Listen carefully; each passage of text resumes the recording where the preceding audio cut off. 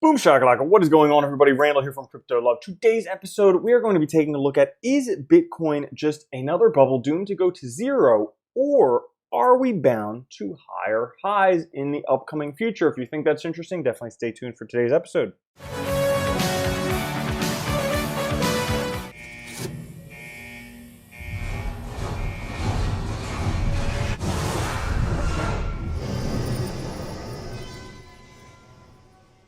All right, guys, this is one question that should always be in everyone's mind because right now there's a lot of stuff going on where a lot of people think Bitcoin price is going up. A lot of people think Bitcoin price is going down. But really, why is it going up and why is it going down? So I took a look at some articles. Now, most of these articles were posted in 2017, the last time we had the big bull run. But is this Bitcoin another tulip mania, another dot-com bubble, another one of these, or is it inherently different? Now, a lot of people, especially back then, said tulip is a big bubble, the biggest bubble in world history. If they take a look at some things, I know these charts are somewhat grainy, but they just didn't have better pictures of it. We can take a look at Bitcoin versus the other bubbles, the other manias, and Bitcoin is way up there in terms of gains. This is when Bitcoin was around $20,000 versus the tulip mania in green, the Mississippi bubble, the South Sea bubble, and then things that we thought were big but not nearly as big, like the tech bubble, the financial crisis, Japanese stocks, Great Depression, and S&P 500. So it seems like that Bitcoin is a huge bubble. But was $20,000 the top? Or do we have even higher highs that could be the bubble that could dwarf that 20,000 and make the next bubble?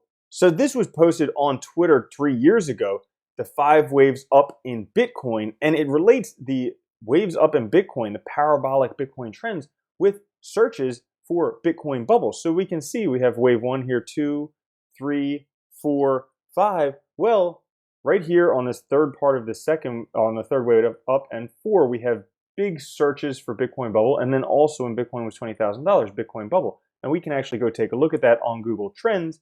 Now, as you can see, they don't look as large here, but way back when Bitcoin was going up hugely in December 2017, there was a lot of searches for Bitcoin bubble, and rightly so. I remember back in that time, I was reading this article, The 4 Signs of a Bubble, and this went over things pretty crazy, and during that time, I was like, wow, a lot of this stuff is happening, but I myself didn't quite notice that we were in a huge bubble phase of it at that point because I still wanted the price to go up higher. I was being greedy.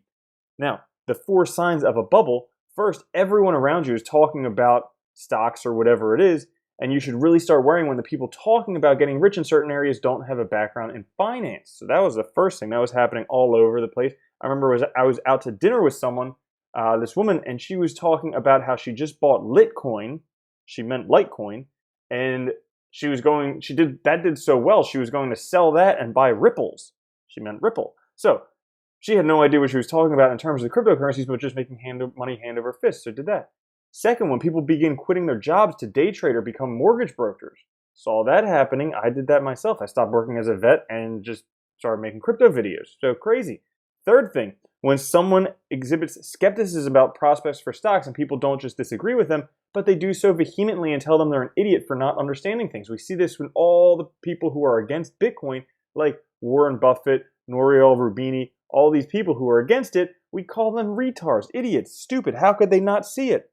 And fourth, when you start to see extreme predictions, for example, how McAfee said Bitcoin to $1 million by the end of 2020, or else he'll eat his own cock on television. So those are all signs of a bubble, and all 4 of those have happened and or happening. So what does this mean for Bitcoin? Does this mean that Bitcoin has already bubbled, has already topped out, or does this mean that maybe this is just the way up? Maybe we haven't seen the crazy exuberance that could be coming in the next few years. Well, one thing that I thought interesting, because I remember the dot-com bubble. I was like 18 years old when that was happening, and I remember the craze for the dot-coms. And when Bitcoin was bubbling in 2017, I was like, wow, this is like my dot-com bubble. I finally get to participate in one.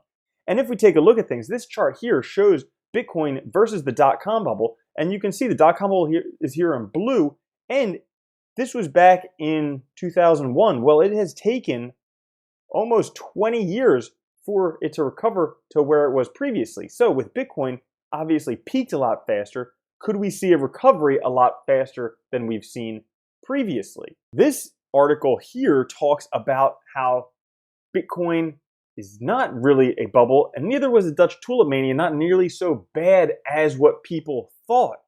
He apparently there was a book written about the tulip bubble, and the joke was that the book should be called Tulip Mania: More Boring Than You Thought, because this was something where whenever it's talked about, people say, "Oh, it disrupted all of Amsterdam. Everybody went broke, went bankrupt, all this stuff." But it turns out that didn't necessarily happen. And down here it says, "So I keep buying that Bitcoin, I guess." Well, when you take a look at the article there, down here it talks about how the collapse happened. And it says, in fact, there weren't that many people involved, and the economic repercussions were pretty minor.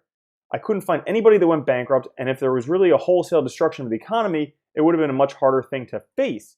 Now, merchants did engage in frantic tulip trade, and they paid high prices for some bulbs, but when it fell apart, it only caused a small crisis. In this case, it was very difficult to deal with the fact that almost all of your relationships are based on trust, and I don't want to buy this thing, I don't want it anymore, and I'm not going to pay for it. So there was no way for people making people pay because the courts were unwilling to get involved. The trade didn't affect all levels of society, and it didn't cause a collapse of an industry in Amsterdam and elsewhere.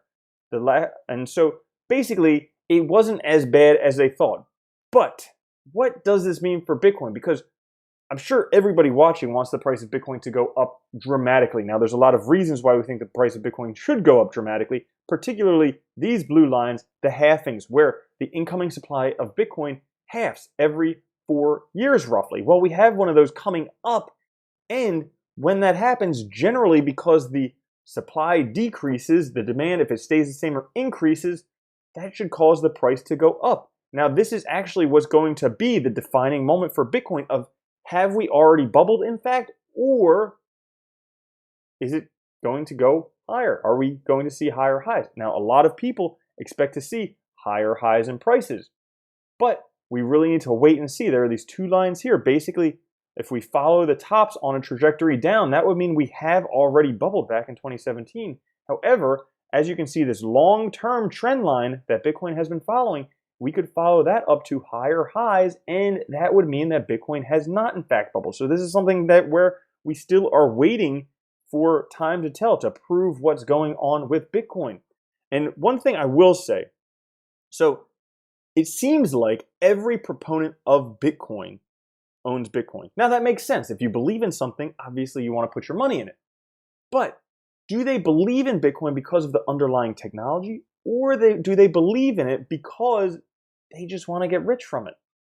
I mean, myself, I believe in it a lot, but a lot of that is because I want to get rich from it. I'll be honest, when I first got into Bitcoin, it was because somebody told me if you hold one Bitcoin, you'll be set for life.